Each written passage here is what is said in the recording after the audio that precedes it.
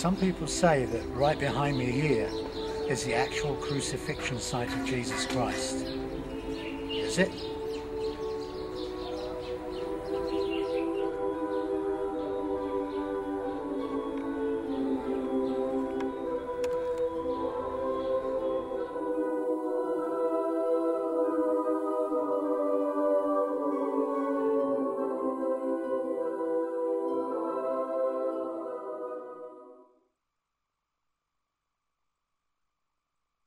Christians believe that Jesus was crucified at a place called Golgotha, outside the walls of Jerusalem, on Good Friday.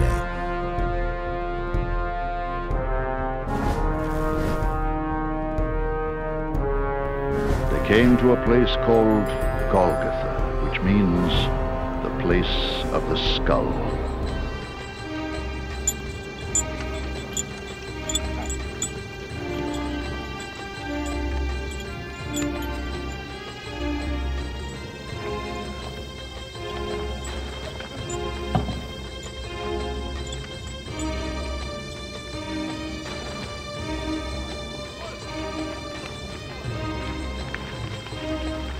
There they offered Jesus wine to drink, mixed with gall. But after tasting it, he refused to drink it.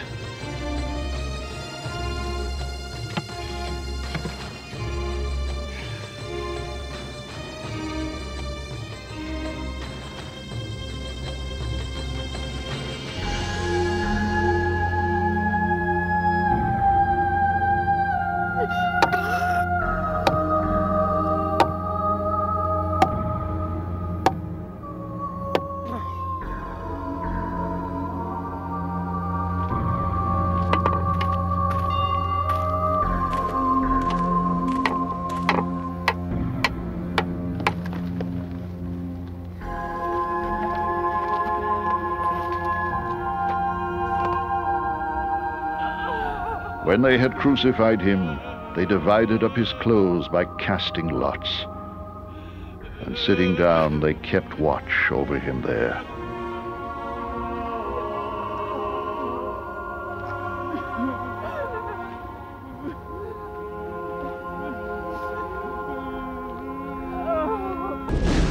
From the 6th hour until the 9th hour, darkness came over all the land. And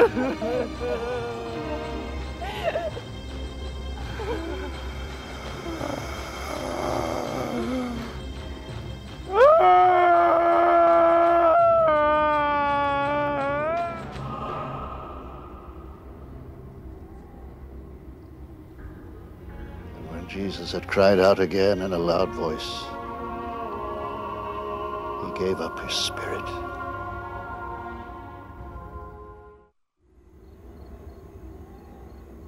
As evening approached, there came a rich man from Arimathaea named Joseph, who had himself become a disciple of Jesus. Going to Pilate, he asked for Jesus' body, and Pilate ordered that it be given to him. Joseph took the body, wrapped it in a clean linen cloth, and placed it in his own new tomb that he had cut out of the rock. He rolled a big stone in front of the entrance to the tomb and went away. Mary Magdalene and the other Mary were sitting there opposite the tomb. After the Sabbath, at dawn on the first day of the week, Mary Magdalene and the other Mary went to look at the tomb. 3 days later, on Easter Sunday, he rose from the dead, leaving the tomb empty. There was a violent earthquake, for an angel of the Lord came down from heaven, and going to the tomb, rolled back the stone and sat on it. The tomb is significant to Christians of all denominations because it is the site of Jesus' burial and of his resurrection. But whilst the Bible tells us about the events of Holy Week, after 2,000 years, we are less certain about where these events took place. In this program, the team of Real Discoveries asks you to join them in their quest.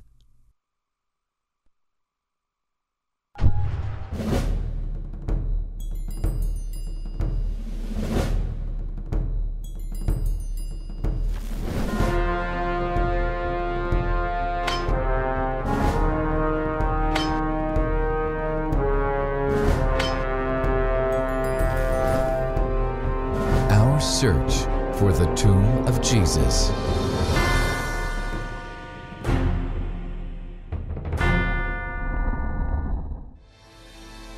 When Simon arrived in Jerusalem at the very beginning of his search, he got into a conversation with a man in a cafe and told him about his journey.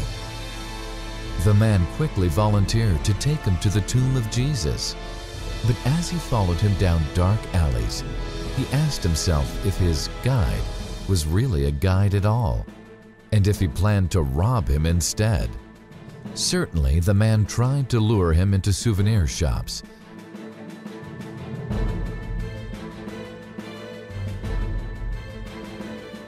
but eventually he took him to where he wanted to go.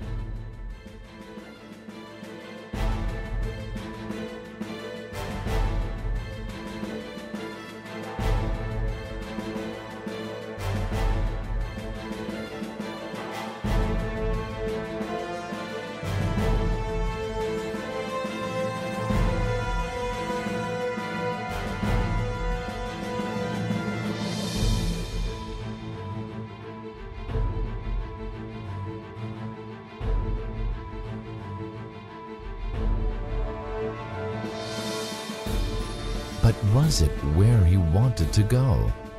He soon realized that Jerusalem has two sites, each of which is considered by Bible scholars and archaeologists to be the true tomb of Jesus. But they can't both be the site. And why have the arguments about Jesus' tomb become so enmeshed with issues of doctrine and denominations?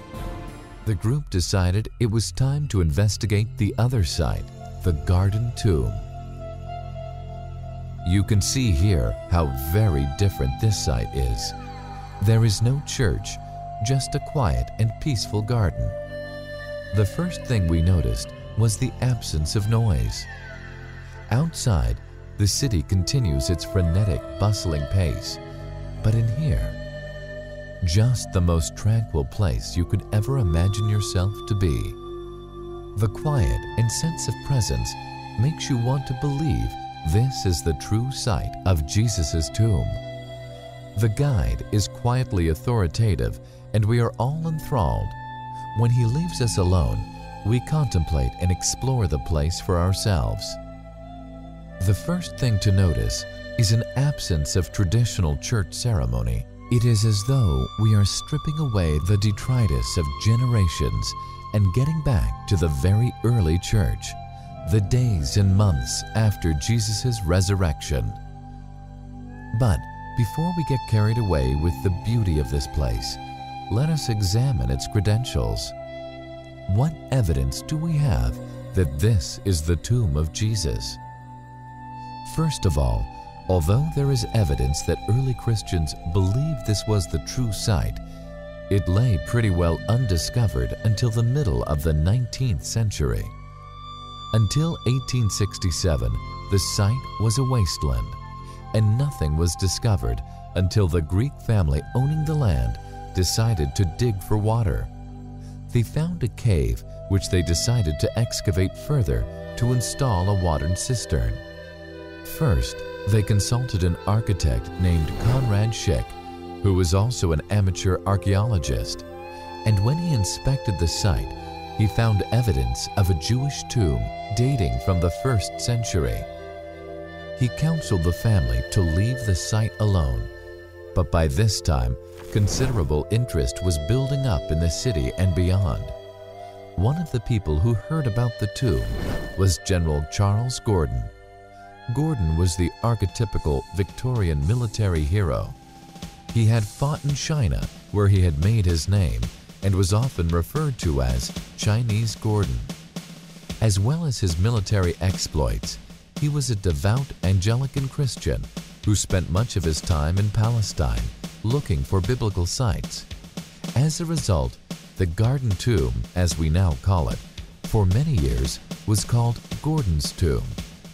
And Gordon's reputation was only enhanced by his death in 1885 in Khartoum in the Sudan, besieged by the Islamic self-styled prophet, the Mahdi.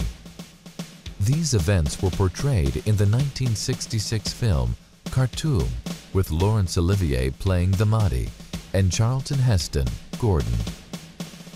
We mention Gordon's involvement in the discovery of the Gordon or Garden Tomb because, as we shall see later, a great deal of the attribution issue tends to turn upon the status of the personalities involved.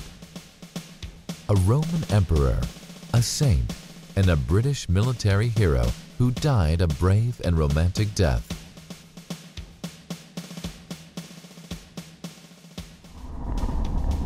In time, the family owning the site decided to sell.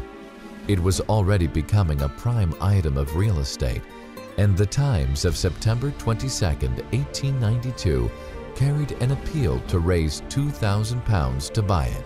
2 years later, the site had been bought and excavations begun under the leadership of two redoubtable women amateur archaeologists, Charlotte Hussey and Louisa Holt.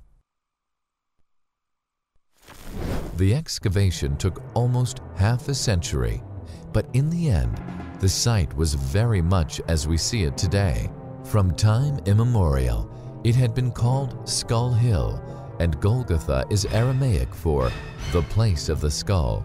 If we look at the site from here, we can clearly see the shape of the eye sockets and the nose.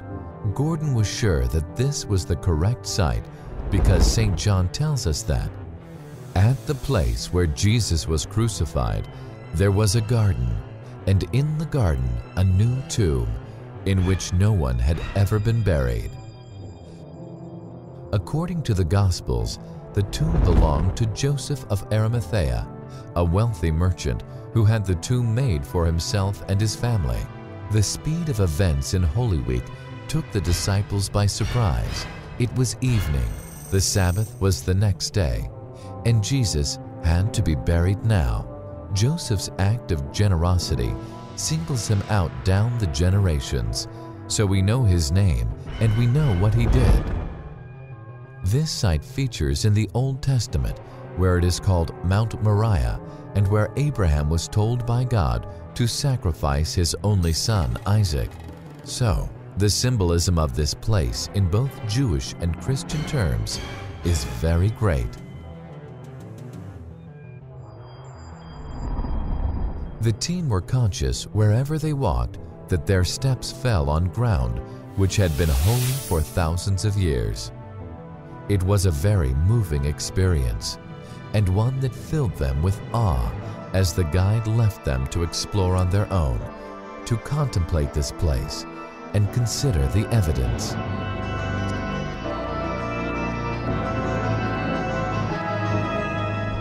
St. John tells us that the site where Jesus was crucified and where he was buried was outside the city walls, somewhere high up that could be seen from a long way off. The whole point of crucifixion is that it is highly visible, a terrible deterrent for anyone threatening the Roman state. A century before the death of Jesus, in 70 BC, the slave Spartacus led a rebellion that was put down so brutally that almost 7,000 men from his army were crucified on a great avenue of crosses along the Appian Way.